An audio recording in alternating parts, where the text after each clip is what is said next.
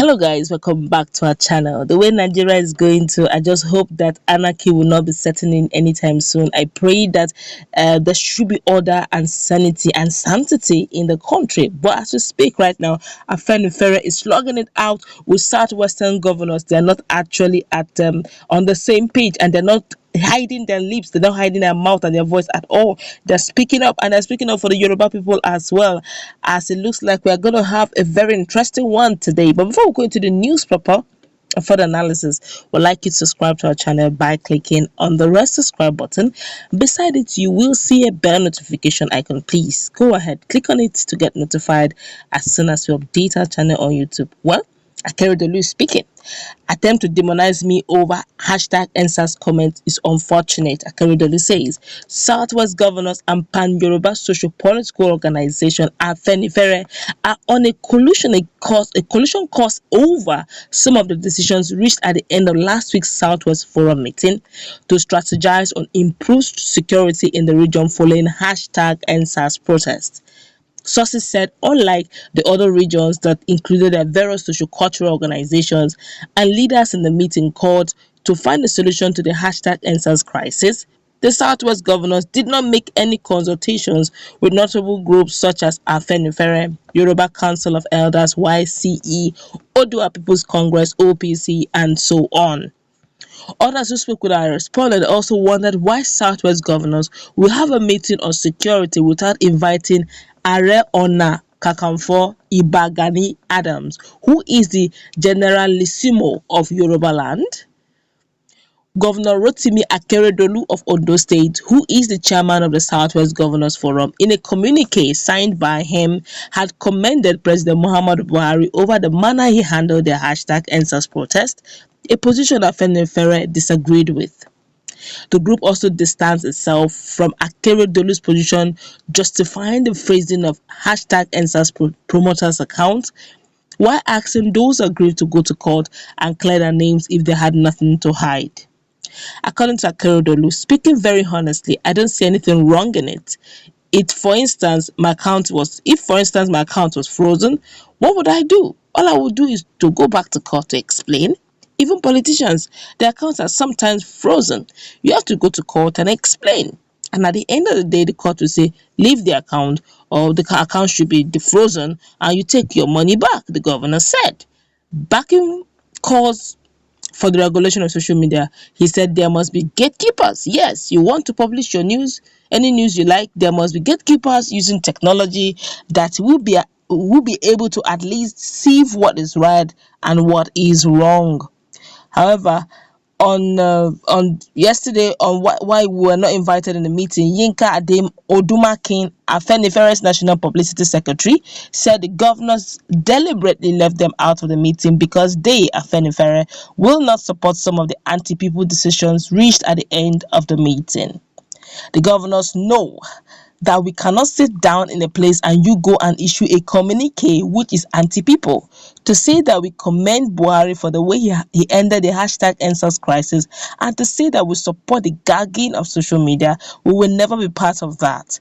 We are glad that Seyi Makinde came out and said they never agreed on such things, with Governor Akeredolu coming out to say that he sees nothing wrong in phrasing the account of hashtag NSAS people. We can now know the reason why they did not want people they think they can control to sign on to what they want at the meeting, Afenifere said. He also said Akeredolu's position on freezing of the account is entirely his, and he should not be mistaken as a collective decision of the Southwest. While admonishing Akeredolu not to destroy his legacies in the future, it also backed Governor Seyi Makinde of Oyo State for publicly distancing himself from Akeredolu's position on the regulation of social media. We cannot be a party to that. We openly disagree with him. Yesterday, I was with one of his aides on a national television, and I had to knock him clearly. I said, young man, there will be tomorrow. Akeredolu will not be governor forever. He will finish his term and come back. He should not use his presence to destroy his past, and Southwest governors and pan-Yoruba socio-political organization, Afenifere, are on a collusion course over some of the decisions reached at the end of last week's Southwest Forum meeting to strategize on improved security on the region following #EndSARS protest. Wow. Now that's to tell you how powerful this has become over time. Now he continues. He says, shockingly, Akeredolu was a former president of the Nigerian Bar Association, NBA. He has a pedigree. If it was any governor we don't think has anything to protect that had said that, we will just ignore him. But for Akeredolu, how do you say that they can continue to punish people without trial? Will Akeredolu get up in Ondo State and start freezing and punishing people without trial? Before you can punish anyone, their guilt must have been established. How do you establish the guilt of those whose account you have frozen? It has to be through a judicial process. If there's a judicial process that says these people committed an offense, let us punish them. We can't say you cannot punish in accordance with the law. We cannot say that Akeredolu is now saying in the second part of it that if those whose accounts were frozen have been offended, they should go to court. You did not go to court, but you went to court of impunity to punish them, and you are now saying they should go to court of law. You are son, a senior member of the bar, past president of the NBA, who should maintain the standard of the law of how a society should be organized and not behave like anything goes politician. We don't agree with that. We condemn him in all totality. The sociocultural group noted. Odumakin added that Afenifere will always commend the governors whenever they do what is right, but adding that the organization will not shy away from telling the truth or telling them the truth where they err. When his aide said Afenifere was against Akeredolu, I told him that when Akeredolu took that position on Amotekun, did Afenifere not commend him openly? Even though we knew it could be of benefit to him during the election, it didn't matter to us. But when you are making statement that makes you not to be different from the fascists who are running Nigerians aground, we cannot accept it. You're wrong, and we have told the governor that he is totally wrong on this matter. Responding, Akeredolu, who spoke through Donald Ojogo, the Ondo State Commissioner for Information, said he won't join issues with Afenifere. It is not in the character of Governor Rotimi Akeredolu son to be insensitive as anyone might want to insinuate. The issues bordering on youth empowerment and the rest that culminated into ugly occurrences reminiscent of #EndSARS protest are issues that have been with us for long. No one is insulated. On specifics, there's a perception theory to always demonize certain persons. Governor Akeredolu has never been part of those whose activities to tend towards revisionism.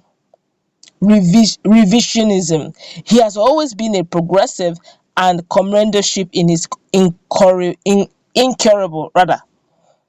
No one can doubt his credentials in this regard. On the allegation by Afenifere, Governor Akeredolu won't join issues with anyone. We repeat, we won't also go into details of the rap reportage by whoever wants it that way. The reason for the noise about Akeredolu or Governor Akeredolu's comment on the issue of the blocked account can only be at some person somewhere want to take the lawyer in Akeredolu's away from him. He said, wow.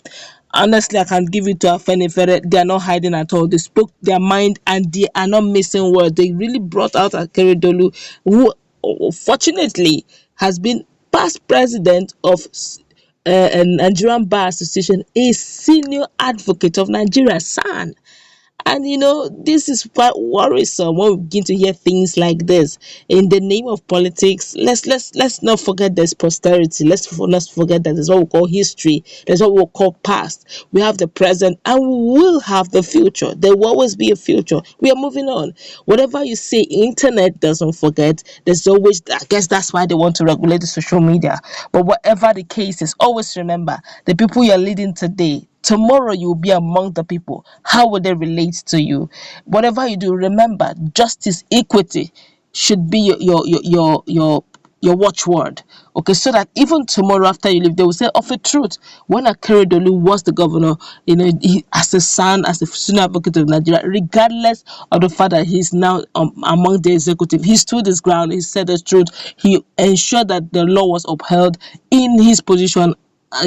But as it is right now, well, it's good to know that Afenifere are actually slugging it out with the governor over what they feel is wrong concerning the statement. Well, that's why we're going to wrap it up to say that Afenifere is saying, look, whatever it is they discuss in Southwestern Forum, which is supposed to inculcate the Pan-African group, pan-sociocultural groups, all of them, they were deliberately left out, I guess, for personal reasons best known to the politicians. I guess Afenifere is not messing words over this matter. They have spoken, and they're surely showing that they are definitely not anti-people in their organization. I guess that's how social cultural groups should be, always speaking their mind and supporting the people, and showing that their rights are constantly protected. That's